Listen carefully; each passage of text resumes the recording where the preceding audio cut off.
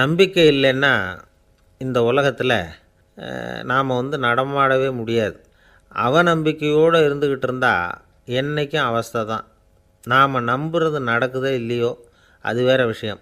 ஆனால் எதையும் நம்பி தான் நாம் அடி வைக்க வேண்டியிருக்கு. வேறு ஒன்றும் வேணாம், ஒரு லாட்ரி சீட்டு வாங்குகிறோம். அது எங்கே நமக்கு விழப்போகுது அப்படிங்கிற அவநம்பிக்கையோடவா வாங்குகிறோம்? பரிசு நமக்கு தான் அப்படிங்கிற நம்பிக்கை உள்ளூர இருக்கிறதுனால தான் அதை வாங்குகிறோம். இருந்தாலும் முடிவு வேறு மாதிரி ஆகிடுது. அதுக்காக மனசு சோர்ந்து போகிறதில்ல. அடுத்த மாதமும் சீட்டு வாங்குகிறோம். இந்த நம்பிக்கை தான் மனித வாழ்க்கைக்கு ஆதாரம். ஒரு கடையில் போய் டீ சாப்பிட்றீங்க.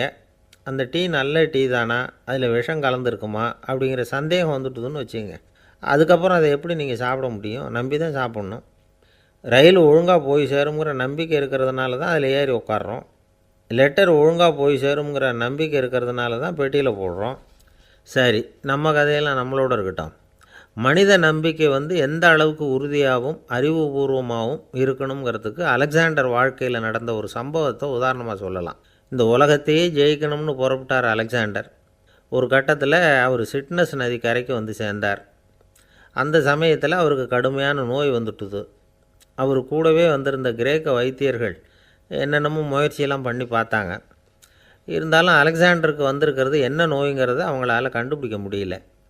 ஏன்னா அந்த பகுதியில் உள்ளவங்களுக்கு மட்டுமே அதிகமாக வரக்கூடிய ஒரு வினோதமான நோயாக இருந்தது அது. ஆனால் அவர் இருக்கிற இடம் எதிரியோட இடம், பாரசீக மன்னனோட ஆளுகைக்கு உட்பட்ட இடம். என்ன பண்ணுறது அப்படின்னு எல்லாரும் யோசனை பண்ணாங்க. பாரசீக மன்னனோட அரண்மனையில் இருக்கிற வைத்தியர் வந்தால் இந்த நோயை குணப்படுத்தி விடுவார் அப்படின்னு சொன்னாங்க. இருந்தாலும் எதிரியோட நாட்டில் இருக்கிற வைத்தியரை கூப்பிட்டு எப்படி நம்பி வைத்தியம் பார்க்க சொல்கிறது அப்படின்னு சொல்லி எல்லோரும் தயங்கினாங்க. ஆனால் அலெக்சாண்டர் தயங்கலை. பரவாயில்ல, அழைச்சிட்டு வாங்கன்னு விட்டார். உடனே அவரை போய் அழைச்சிட்டு வந்துட்டாங்க. அவர் வந்தார். அலெக்சாண்டர் உடம்பை பரிசோதனை பண்ணி பார்த்தார். சரி, இதை குணப்படுத்தி விடலாம், பயப்பட வேண்டியதில்லை. ஆனால் இதுக்கு ஒரு மூலிகை ரசம் தயார் பண்ணி கொடுக்கணும். நான் போய் அதை தயார் பண்ணிவிட்டு 2 நாளில் திரும்பி வந்துடுறேன் அப்படின்னு சொல்லிவிட்டு போனார் அந்த வைத்தியர். அதே மாதிரி 2 நாளில் திரும்பி வந்தார் மூலிகை ரசத்தோடு. இதுக்கு இடையில் அலெக்சாண்டரோட தளபதிகளில் ஒருத்தர் ரகசியமாக ஒரு எச்சரிக்கை கடிதம் கொடுத்து அனுப்பியிருக்கிறான். அதை வாங்கி என்ன விஷயம்னு பார்த்தார். இப்போ உங்ககிட்ட வந்திருக்கிற எதிரி நாட்டு வைத்தியரை நம்பாதீங்க. அவன் கொண்டுகிட்டு வந்திருக்கிற மூலிகை ரசத்தில் விஷம் கலந்துருக்குது அப்படின்னு அதில் எழுதியிருக்கு. அதை பார்த்தார் அலெக்சாண்டர். இருந்தாலும் கொஞ்சம் கூட அலட்டிக்கலை. வைத்தியர் கொடுத்த மருந்தை வாங்கி கடகடன்னு குடிச்சுட்டு அதுக்கப்புறம் அந்த கடிதத்தில் இருந்த விஷயத்தை அந்த வைத்தியர்கிட்ட சொன்னார். வைத்தியர் திகைச்சு போயிட்டார். தன் மேலே அலெக்சாண்டர் வச்சுருக்கிற நம்பிக்கையை பார்த்து அவருக்கு ரொம்ப வியப்பு. வைத்தியர் உண்மையிலேயே நல்ல மருந்து தான் கொண்டுகிட்டு கொடுத்துருக்கிறார். அதில் விஷம்லாம் எதுவும் கலக்கலை. அதுக்கப்புறம் அலெக்சாண்டர் அந்த வைத்தியரை பார்த்து சொன்னாராம், நம்பிக்கைங்கிற அச்சாணியை ஆதாரமாக வச்சுக்கிட்டு தான் இந்த உலகம் சுற்றிக்கிட்டு இருக்குது. எனக்கு எதிரியாக இருந்தாலும் பாரசீக மன்னர் ரொம்ப பெரியவர். அப்பேற்பட்ட மன்னருடைய அரண்மனை வைத்தியர் தொழில் நேர்மை இல்லாதவராக இருக்க மாட்டார். அப்படி இருந்தால் அவரை அரண்மனை வைத்தியராக வச்சிருக்கவே மாட்டாங்க அப்படின்னு நம்பினேன். என்னுடைய நம்பிக்கை வீண் போகலை அப்படின்னாராம். இதுதான் மானுட நம்பிக்கைங்கிறது. இந்த காலத்துலேயும் இது மாதிரி இந்த மானுட நம்பிக்கை ரொம்பவும் சாமர்த்தியமாக கையாளுகிற கெட்டிக்காரங்க சில பேர் இருக்கிறாங்க. இந்த காலத்து குரு, அவருக்கு ஒரு சிஷ்யன். குரு முன்னாடி அந்த சிஷ்யன் ரொம்ப பணிவாக நின்று, குருவே, உங்கள் கையால் விஷத்தை கொடுத்தாலும் அதை வாங்கி மடமடன்னு குடிச்சிருவேன் அப்படின்னா. உன்னுடைய குரு பக்தியை மெச்சினேன் அப்படின்னார் குரு. அதுக்கு அந்த சிஷ்யன், அப்படி இல்லை குருவே, உங்கள்கிட்ட சிஷ்யனாக இருக்கிறத விட உங்கள் கையால் விஷத்தை வாங்கி குடிச்சு விட்றது ரொம்ப நல்லது, அதனால தான் அப்படி சொன்னேன் அப்படின்னா. ஒரு தீப்பெட்டியை பார்த்து கேட்டுதான், நாம் 2 பேரும் தானே உரசிக்கிறோம், ஆனால் நான் மட்டும் தீ பிடிச்சி எரிஞ்சு போகிறேன், நீ அப்படியே இருக்கிறியே அப்படின்னு தான். அதுக்கு தீப்பெட்டி சொல்லியிருக்குது, உனக்கு தலையில் கணம் இருக்குது அதனால் அழிஞ்சு போகிற அப்படின்னு தான். எப்படி இருக்கு பாருங்கள் இந்த பதில். தலையில் கணம் உள்ளவங்க யாருமே சரியாக இருக்க முடியாது. எவ்வளவு பெரியவங்களாக இருந்தாலும் சரி, ரொம்ப கஷ்டம்தான் அது. கர்வங்கிறது கூடவே கூடாது. இதை விளக்கிறதுக்கு மகான் ஒருத்தர் ஒரு சம்பவத்தை சொல்கிறார். அர்ஜுனன் தீர்த்த யாத்திரை பண்ணானா. அப்போது தென்னிந்தியாவுக்கு வந்திருக்கிறான். ராமேஸ்வரத்துக்கு போனப்போ அங்கே இலங்கைக்கு கல்லுலாம் அடுக்கி போடப்பட்டிருந்த பாலத்தை பார்த்தானா. ஒரு சின்ன குரங்கு அதுக்கு பக்கத்தில் விளையாடிக்கிட்டு இருந்திருக்கு. அதை பார்த்துட்டு அர்ஜுனன் சிரிச்சிருக்கான். ஏன் சிரிக்கிறேன்னு கேட்டிருக்கு அந்த குரங்கு. ராமன் மிகச்சிறந்த வில் வீரன். அப்படி இருக்கிறப்போ அவன் இலங்கைக்கு அம்புகளாலேயே ஒரு பாலம் கட்டியிருக்கலாம். அதை விட்டுட்டு போயும் உன்ன மாதிரி குரங்குகளை துணையாக வச்சுக்கிட்டு இப்படி ஒரு கருங்கல் பாலத்தை கட்டியிருக்கிறானே அப்படின்னு நானா. அம்புகளால் பாலம் கட்ட முடியுமா அப்படின்னு கேட்டு தான் குரங்கு. ஏன் முடியாது, என்னால் முடியுமேன்னு இருக்கான் அர்ஜுனன். அம்பால் பாலம் கட்டலாம், இருந்தாலும் என்ன மாதிரி குரங்குகள் ஏறி நடந்தால் அது தாங்குமா? அதனால தான் ராமர் கருங்கல் பாலமே கட்டினார் அப்படின்றது குரங்கு சொல்லிச்சான். அப்படியே சொல்கிற, நான் வேணும்னா இப்போ அம்புகளாலேயே ஒரு பாலத்தை கட்டுறேன், நீ அது மேலே ஏறி நடந்து பார். பாலம் விழுந்துட்டுதுன்னா நான் தீ மூட்டி அதில் குதித்து உயிர் தியாகம் பண்ணிவிடுறேன் அப்படின்னு நான் ரொம்ப கோபமாக. உடனே அந்த சின்ன குரங்கு பெரிய உருவம் எடுத்துட்டு தான் கையில் கதையோடு அர்ஜுனன் முன்னாடி நிற்கிறான் அனுமன். பார்த்தா, என்னுடைய தலைவர் ராமரையா இழிவாக பேசுகிற, நீ இப்போ பாலம் கட்டு, நான் என்னுடைய பலத்தை காட்டுறேன் அப்படின்னு அனுமன். அர்ஜுனன் தன்னுடைய காண்டிபத்தை எடுக்கிறான், சரமாரியாக அம்புகளை விடுறான். அதெல்லாம் ஒன்றோட ஒன்று கோத்துக்கிட்டு அப்படியே பாலம் மாதிரி நிற்கிது. அர்ஜுனன் தலை நிமிர்ந்து நின்னான். அனுமன் உயர கிளம்பி அங்கேருந்து பாலத்தில் பொத்துன்னு இறங்கினான். பாலம் அப்படியே நொறுங்கி போச்சு தூள் தூளாக. என்ன அர்ஜுனா, இப்போ என்ன செய்ய போகிற அப்படின்னு நான் ஏளனமா. அர்ஜுனன் தலையை தொங்க போட்டுக்கிட்டான். சொன்னபடி தீ மூட்டி அதில் குதிக்கிறதுக்காக 3 தடவை சுற்றி வந்தான். அப்போது கிருஷ்ணர் அங்கே வந்தார். என்ன அர்ஜுனா, என்ன நடக்குது, என்ன இது அப்படின்னு ஒன்றும் தெரியாத மாதிரி கேட்டார். அர்ஜுனன் வாயை திறக்கிறதுக்கு முன்னாடி அனுமன் வாயை திறந்தான், நடந்ததை சொன்னான். அர்ஜுனன் சவால் விட்டபடி உயிர் திறந்தே ஆகணும்னா அனுமன். கிருஷ்ணர் யோசனை பண்ணார். நல்லது, இந்த சவால் விட்டதுக்கும் நடந்ததுக்கும் யார் சாட்சி? பெரியவர் ஒருத்தரை சாட்சியாக வச்சுக்கிட்டல்லவா நீங்கள் இந்த போட்டியை நடத்தியிருக்கணும் அப்படின்னார். அதனால் என்ன, இப்போ மறுபடியும் அந்த போட்டியை நடத்திவிட்டா போச்சு, என்னால் அந்த அம்பு பாலத்தை நொறுக்க முடியாதா அப்படின்னு அனுமன். சரி, இப்போ மறுபடியும் அது நடக்கட்டும்னார் கிருஷ்ணர். அர்ஜுனன் அம்பு பாலம் அமைச்சான். அனுமன் ஏறி குதிச்சான். பாலம் அசைஞ்சு கொடுக்கவே இல்லை, அவ்வளோ உறுதியாக இருக்குது. இப்போ அனுமன் தலையை குனிஞ்சிக்கிட்டான். அர்ஜுனன் நன்றியோடு நிமிர்ந்து பார்த்தான். கிருஷ்ணருடைய தோள்கள்லேயும் முதுகள்லேயும் ரத்தம். என்ன சுவாமி, என்ன நடந்ததுன்னு நான் பதறி போய், உன் அம்பு பாலத்தை நான் தான் முட்டு கொடுத்து தாங்கிக்கிட்டு இருந்தேன். அனுமன் குதித்தப்போ என் மேலே ஏற்பட்ட காயங்கள் இவை. பின்ன உன்னுடைய அம்பு பலத்தினாலேயா பாலம் நின்றுதுன்னு நினைக்கிற அப்படின்னாரான். முதல்ல அர்ஜுனன் அப்புறம் அனுமன் 2 பேருக்குமே கர்வ பங்கம் ஆகிட்டு தான். அதாவது அவங்கக்கிட்ட இருந்த கர்வம் போயிட்டுது. யாராக இருந்தாலும் கர்வம் கூடாதுங்கிறத இதிலேருந்து நாம் புரிஞ்சுக்கணும். இந்த காலத்தில் நாமெல்லாம் எந்த விஷயத்துக்கெல்லாம் கர்வப்பட்டுருக்கோம் தெரியுமா? 2 பெண்கள் தங்களுடைய கணவன்மார்களை பற்றி ரொம்ப பெருமையாக பேசிக்கிட்டாங்களாம். அதில் ஒரு அம்மா சொல்லியிருக்கு, என் வீட்டுக்காரர்கிட்ட எந்த சப்ஜெக்ட் கொடுத்தாலும் சரி, அந்த விஷயத்தை பற்றி அழகாக 1 மணி நேரம் பேசுவார் அப்படின்னாங்களாம். உடனே இன்னொரு அம்மா, அது என்ன பிரமாதம், என் வீட்டுக்காரருக்கு சப்ஜெக்டே தேவையில்லை, விஷயமே இல்லாமல் நாள் பூரா பேசிக்கிட்டு இருப்பார் அப்படின்னாங்களாம். ஒரு காடு, நல்ல மரம்லாம் செழிச்சு இருந்தது. அப்படிப்பட்ட காட்டில் ஒரு சாது இருந்தார். அவர் எப்படின்னா, எப்பவும் ஒரு மரத்தடியில் உட்காந்துருப்பார். ஏன்னா அவருடைய இருப்பிடமே அதுதான். அவர் என்ன பண்ணுவார், 3 கல் வச்சுருந்தார். செங்கல் மாதிரி இருக்கும், ஆனால் அதை விட கொஞ்சம் பெருசாக இருக்கும். எதுக்கு அந்த 3 கல்லுன்னா, அதுதான் அவருடைய படுக்கை. அதாவது தூங்குறப்ப ஒரு கல்லை தலைக்கு கீழே வச்சுக்குவார், இன்னொரு கல்லை இடுப்புக்கு கீழே வச்சுக்குவார், இன்னொரு கல்லை காலுக்கு கீழே வச்சுக்குவார். உடம்பை அப்படியே ஒரு தகட்டால் மூடிக்குவார், அப்படியே தூங்கி போடுவார். மழை பெய்யுதுன்னு வச்சுங்க, அவர் உடம்பு 3 கல் மேலே இருக்குதா, அதனால் தண்ணி அடியில் ஓடி போடும், உடம்பு நனையாது. மேலே தகடு இருக்கிறதுனால மழையும் உடம்புல படாது. அவர் தூக்கமும் கெடாது, நிம்மதியாக தூங்குவார். பகலில் அந்த 3 கல்லையும் ஒரு சேர ஒரு அடுப்பு மாதிரி வச்சு அது மேலே உட்காந்துக்குவார். அதனால் பாம்பு பூச்சி எதுவும் அவரை தொந்தரவு பண்ணுறதில்ல, அது பாட்டுக்கு நகர்ந்து போயிடும். அவர் பாட்டுக்கு நிம்மதியாக இருப்பார். யாராவது எதையாவது கொண்டுகிட்டு கொடுத்தா அதை வாங்கி சாப்பிடுவார், அவ்வளவுதான். ஒரு நாள் அந்த நாட்டு அரசன் காட்டுக்கு வேட்டையாட வந்தான். அந்த வழியாக வந்தப்போ இந்த சாது படுத்துருக்கிறத பார்த்தான், பரிதாபப்பட்டான். ஐயோ பாவம், இவர் இப்படி இந்த கல் மேலே உடம்பை வச்சுக்கிட்டு தூங்குறாரு, என்ன பாடுபடுவார், இவரை நாம் அரண்மனைக்கு அழைச்சிட்டு போய் சுகமாக நிம்மதியாக இருக்கிறதுக்கு வழி செஞ்சு கொடுப்போம், அது ரொம்ப நல்லாயிருக்கும் அப்படின்னு நினச்சான். அப்படி நினச்சிக்கிட்டே அரண்மனைக்கு வந்துட்டான். அதுக்கப்புறம் ஒரு பல்லக்கையும் 2 சேவகர்களையும் காட்டுக்கு அனுப்பி அந்த சாதுவை மெதுவாக இங்கே அழைச்சிட்டு வந்துடுங்க அப்படின்னு சொல்லி அனுப்பி வச்சான். இவங்க போய் அவர்கிட்ட விவரத்தை சொன்னாங்க. எனக்கு என்னத்துக்கு அரண்மனை வாசம் அப்படின்னார். இருந்தாலும் மன்னர் உத்தரவு, நீங்கள் அவசியம் வரணும் அப்படின்னாங்க இவங்க. சரின்னு சொல்லிவிட்டு வேறு வழி இல்லாமல் புறப்பட்டார். புறப்படும் பொழுது என்ன பண்ணாருன்னா, மறக்காமல் அந்த 3 கல், ஒரு தகடு அதையும் எடுத்து பல்லக்கில் வச்சுக்கிட்டார். என்னத்துக்கு இதையெல்லாம் எடுத்து வைக்கிறாரு அப்படின்னு சொல்லி அவங்க யோசனை பண்ணாங்க. இருந்தாலும் அதை பற்றி ஒன்றும் கேட்கல. பேசாமல் அவரை அழைச்சிட்டு போய் அரண்மனையில் விட்டுட்டாங்க. அரசன் ஓடி வந்தான், வரவேற்றான், அறுசுவை உணவு படைத்தான். அவர் படுக்கிறதுக்கு தங்க கட்டில், பட்டு மெத்தை, இப்படி எல்லாம் ஏற்பாடு பண்ணி வச்சான். இங்கே படுத்து ஓய்வு எடுத்துக்குங்க அப்படின்னு சொல்லிவிட்டு அவன் பாட்டு போயிட்டான். மறுநாள் காலையில் வந்து பார்க்குறான், சாது படுத்துருக்கிறார். எப்படி தெரியுமா? அந்த பட்டு மெத்தை மேலே 3 கல்லையும் வச்சு வழக்கம் போலவே அது மேலே படுத்துருக்கிறார். அதுக்கு மேலே தகடு. அரசன் பார்த்துட்டு அதிர்ச்சி ஆகிட்டான். என்ன சுவாமி இப்படி அப்படின்னா, சாது சொன்னார், எனக்கு தேவையும் இல்லை குறையும் இல்லை, எல்லா இடத்துலையும் எனக்கு ஒரே மகிழ்ச்சி தான் அப்படின்னார். மகிழ்ச்சிங்கிறது தங்க கட்டிலேயோ பட்டு மெத்தையிலேயோ இல்லை, அது மனசில் இருக்கிற ஒரு விஷயம். உண்மையான மகிழ்ச்சிக்கு வழி மனப்பக்குவம் அப்படிங்கிறது அந்த அரசனுக்கு புரிஞ்சுதான். இந்த காலத்தில் ஒரு சாமியார், அவரை தேடி ஒரு சீடன் வந்தான்.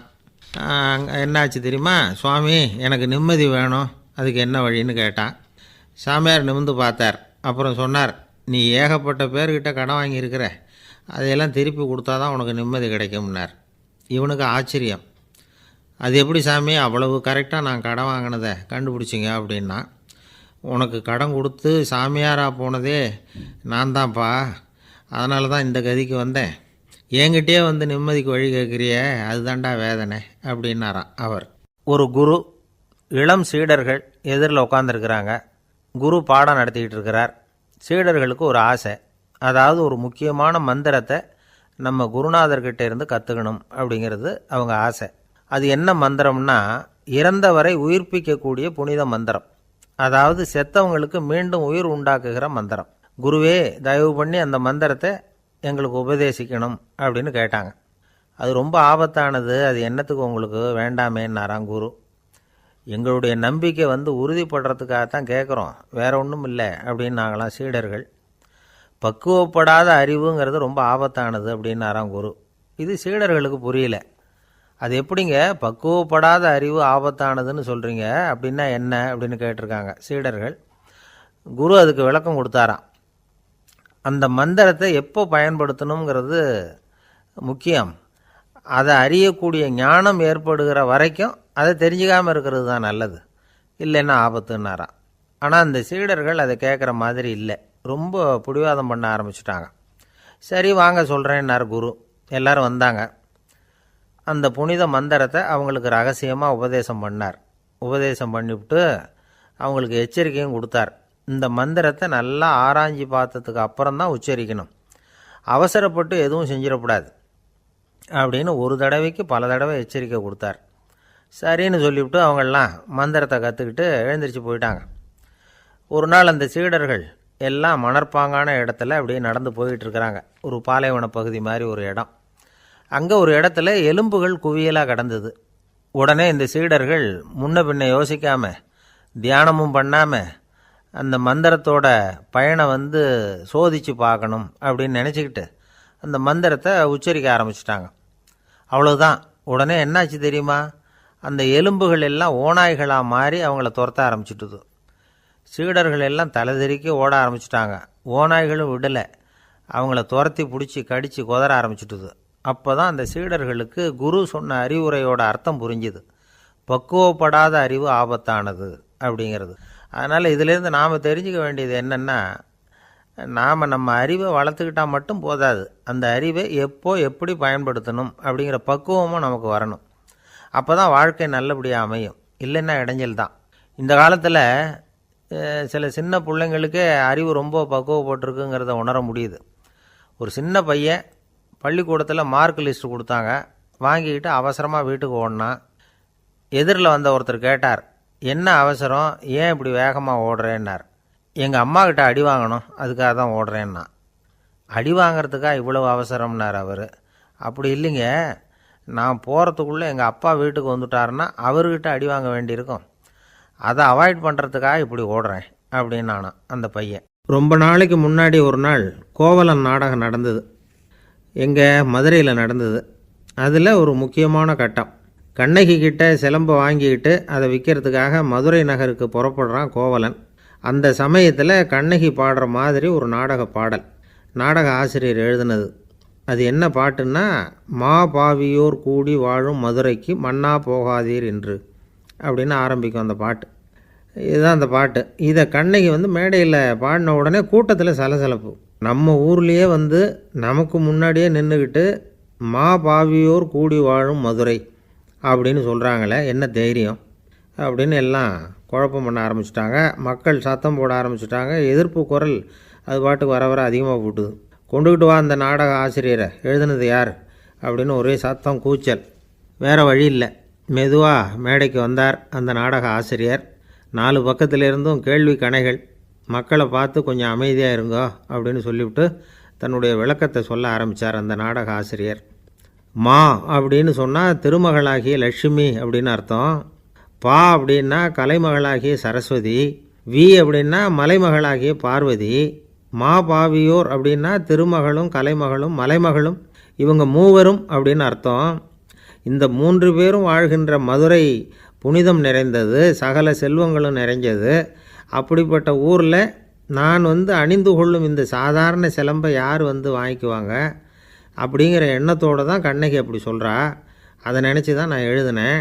ஆகவே மதுரையை ரொம்ப சிரமப்படுத்தணும், ரொம்ப மோசமாக எழுதணும் அப்படிங்கிற எண்ணம்லாம் எனக்கு கிடையாது. பெருமைப்படுத்தணும்னு நினச்சி தான் அப்படி எழுதினேன் அப்படின்னு விளக்கம் கொடுத்தாராம். இந்த விளக்கத்தை கேட்டதும் எல்லாரும் ரொம்ப சமாதானம் ஆகிட்டாங்களாம். இப்படி விளக்கம் கொடுத்த அந்த நாடக ஆசிரியர் யார் தெரியுமா? அவர் தான் தமிழ் நாடக உலகின் முதல் ஆசான் சங்கரதாஸ் சுவாமிகள். அவருக்கு நகைச்சுவை உணர்வும் அதிகம். 1920ஆம் ஆண்டு திருநெல்வேலியில் அவர் தங்கியிருக்கிறார் நாடகம் நடத்துறதுக்காக. அவர் தங்கியிருந்த வீட்டில் கொசு மூட்டைப்பூச்சி அதிகமாக இருந்திருக்கு. அவரால் தூங்கவே முடியல. அவர் அனுபவித்த தொல்லைகள் ஒரு பாட்டாக உருவாச்சு. வேடிக்கையாக ஒரு பாட்டு எழுதினாராம். மூட்டையும் கொசுவும் ஒரு வீட்டிலே மீட்டிங் போட்டால் முன்னே நிற்க யாரால் முடியும்? கொசு மோகன ராகம் போல சத்தம் போட்டு முன்னே நின்று செய்திடும் யுத்தம். இதை மறுநாள் நாடகத்தில் கோமாளி வேஷம் போட்ட ஒரு சிறுவனை விட்டு பாட வச்சுருக்கார். எல்லாரும் சிரித்து ரசித்தாங்களாம். சங்கரதாஸ் சுவாமிகள் கல்யாணமே பண்ணிக்கல, துறவி மாதிரியே வாழ்ந்திருக்கார். தமிழ் நாடக கலைக்கு தன்னையே அர்ப்பணம் பண்ணிக்கிட்டவர் அவர்.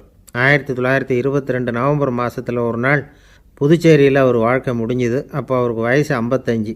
சங்கரதாஸ் சுவாமிகள் நாடக ஆசிரியர் மட்டும் இல்லை, மேடை நாடக இயக்குனர், தயாரிப்பாளர்.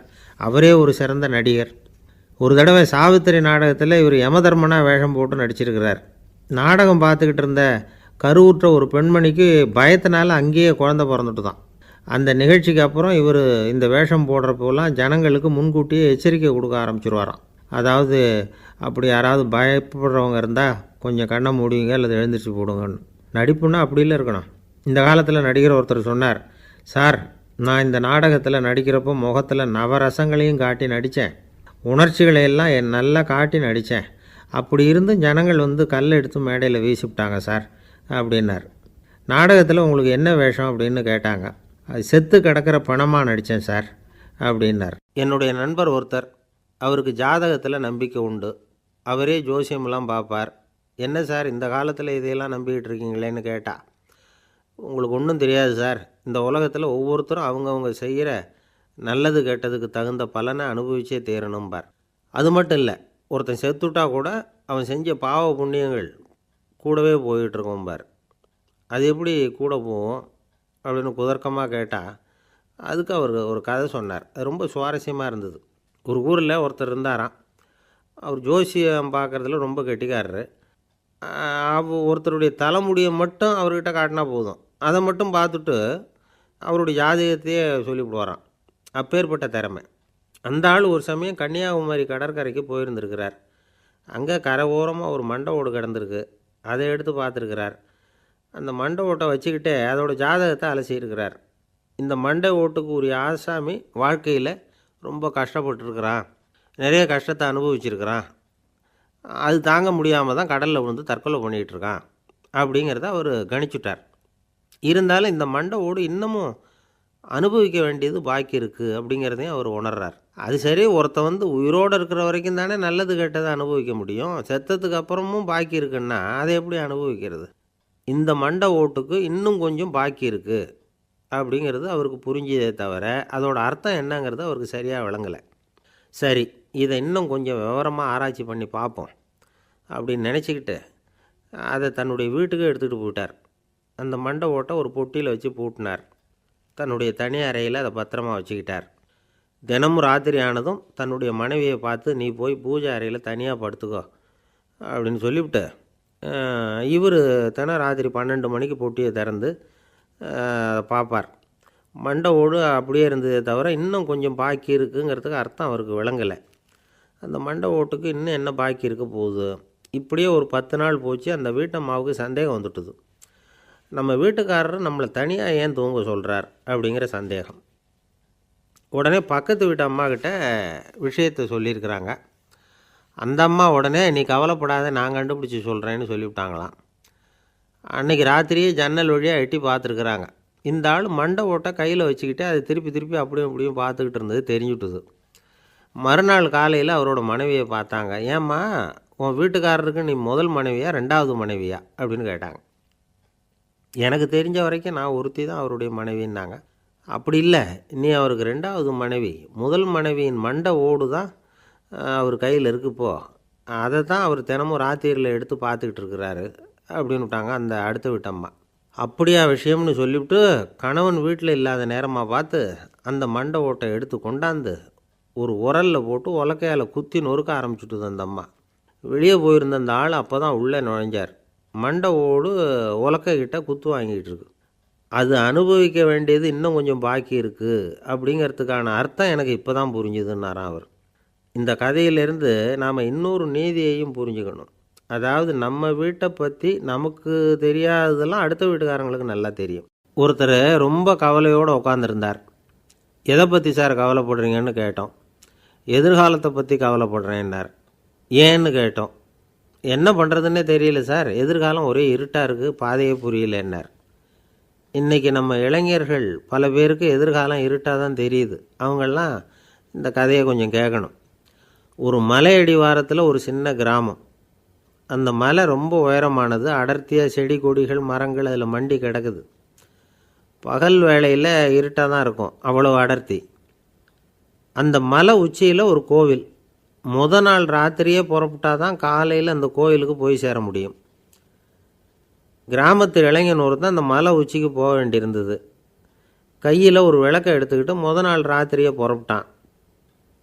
புறப்பட்டு போனவன் கிராமத்து எல்லையிலே நின்றுட்டான். ஏன் தெரியுமா? அவன் கையில் இருந்த விளக்கோட வெளிச்சம் 10 அடி தூரத்துக்கு தான் தெரியுது. அது வரைக்கும் தான் பாதை தெளிவாக இருக்குது. அதுக்கு அப்பாலெல்லாம் ஒரே இருட்டாக இருக்குது, பாதை புரியல. இவன் யோசனை பண்ணி பார்த்தான்.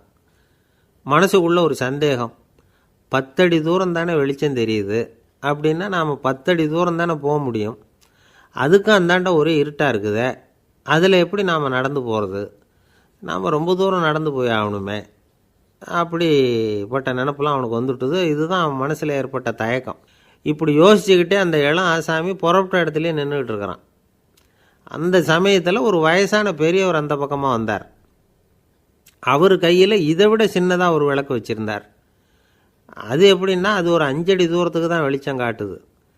அவ்வளவு சின்ன விளக்கு. அவரும் மலை உச்சிக்கு போகிறதுக்காக தான் வந்துக்கிட்டு இருக்கிறார். அவரை பார்த்து இவன் கேட்டான், என்ன பெரியவரே, இவ்வளவு சின்ன விளக்கை வச்சுக்கிட்டு அவ்வளவு தூரத்துக்கு எப்படி மலையேற போகிறீங்க அப்படின்னு கேட்டான். நீ ஏன் இப்படி தயங்கிட்டே நிற்கிறேன்னு கேட்டார் பெரியவர். என்கிட்ட இருக்கிற விளக்கு 10 அடி தூரத்துக்கு தான் பாதையை காட்டுதுன்னா. இப்போ பெரியவர் சொன்னார், தம்பி, உன் கையில் இருக்கிற விளக்கு கொடுக்குற வெளிச்சத்தை வச்சு நீ முதல்ல 10 அடி தூரம் முன்னாடி போ. 10வது அடியில் போய் நின்றுக்கிட்டு பாரு. மறுபடியும் ஒரு 10 அடி தூரத்துக்கு பாதை தெரியும். இப்படி உன் கையில் இருக்கிற விளக்கு தொடர்ந்து வெளிச்சம் காட்டிக்கிட்டே இருக்கும். நீ முன்னேற முன்னேற அந்த வெளிச்சமும் முன்னேறும். அதனால் எத்தனை கிலோமீட்டர் தூரம் வேணும்னாலும் நீ இந்த 10 அடி தூரம் வெளிச்சத்தை வச்சுக்கிட்டே நீ போயிடலாம், புறப்படு அப்படின்னார். இப்போ தான் அந்த பெரியவர் சொன்னது இளைஞனுக்கு பளிச்சுன்னு புரிஞ்சுதான். உடனே உற்சாகமாக புறப்பட்டான், உச்சிக்கு போய் சேர்ந்தான்.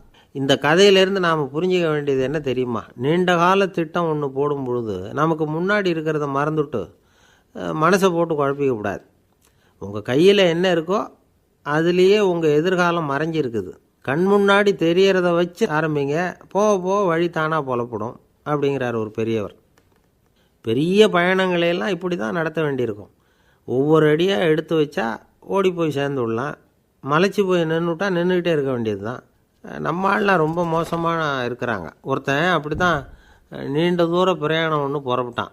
ரயில் போய்கிட்டே இருந்தது. கொஞ்சம் தூரம் போச்சு, பாதி வழியில் கையில் வச்சுருந்த டிக்கெட்டை காற்றுல விட்டுட்டான். ஐயோ என் டிக்கெட்டு போயிட்டுதே அப்படின்னு கத்த ஆரம்பிச்சிட்டான். பக்கத்தில் இருந்த பெரியவர் அவனை பார்த்து பரிதாபப்பட்டு, கவலைப்படாத தம்பி, போனால் போகுது, வேறு டிக்கெட் வாங்கிக்கலாம் அப்படின்னு ஆறுதல் சொன்னார்.